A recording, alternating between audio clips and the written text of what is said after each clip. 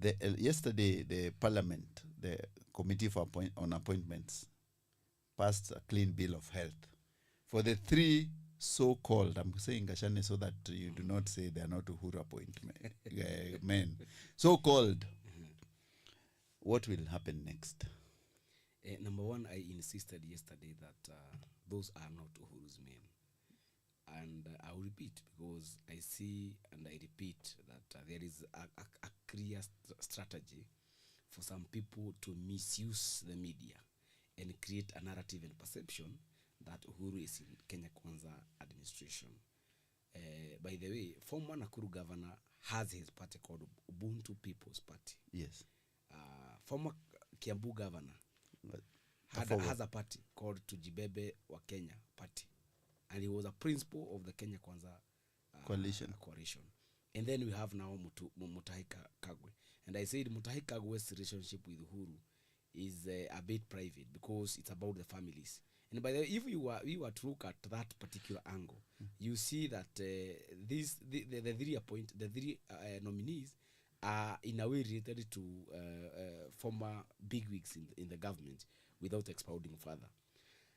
But this morning we learned that the National Assembly, the Committee on Appointments, gave a clean bill of health to the three. That is something that should worry Kenyans, because at no particular point we have seen the National Assembly, especially that Committee on Appointment, turning down President William Ruto's appointees. Because we had some very peculiar and interesting questions, especially on Nakuru governor. He was, at some point, he actually lost his cool because he was asked, can you substantiate the claims that you dumped the street children at a certain forest in Nakuru? He almost lost his cool. So that's something that touches on fundamental human rights. If this committee had done investigations and pressed him further, that alone warrants that the Committee on Appointments to actually dismiss his name. But what were we told today? They went for a retreat yesterday. Today, they are issuing a report that watu weupe kama pamba.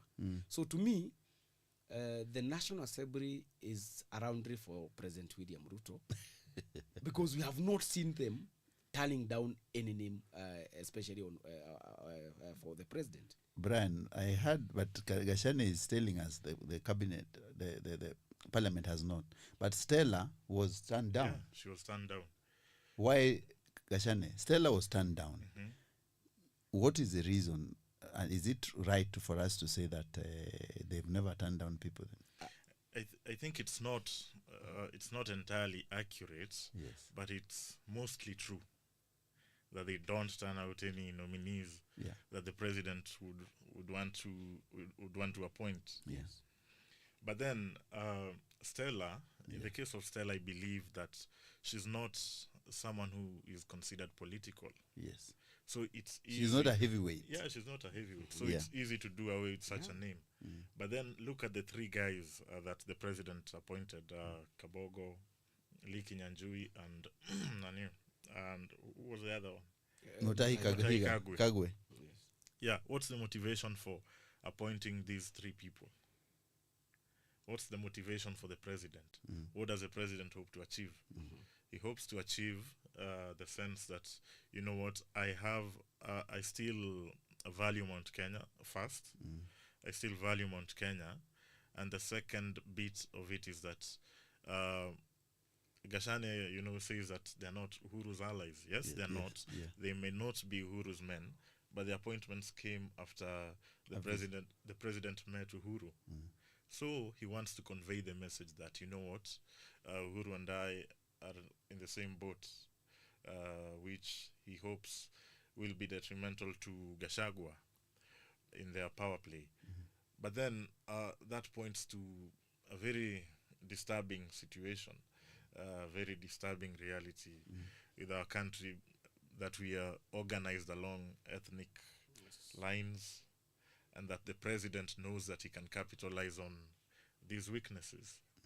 Yeah, but then what he forgets is that the circumstances that forced him to dissolve his cabinet were such that the public were not were disenfranchised with this government. The young people did not care who was in cabinet.